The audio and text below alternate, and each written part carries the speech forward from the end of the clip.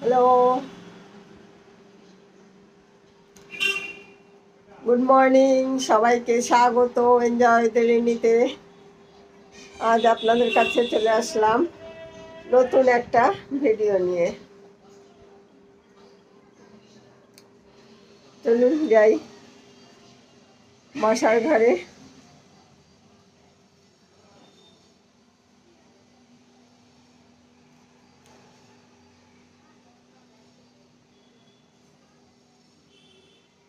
এখনো আজ আমার রান্না করা হয়নি।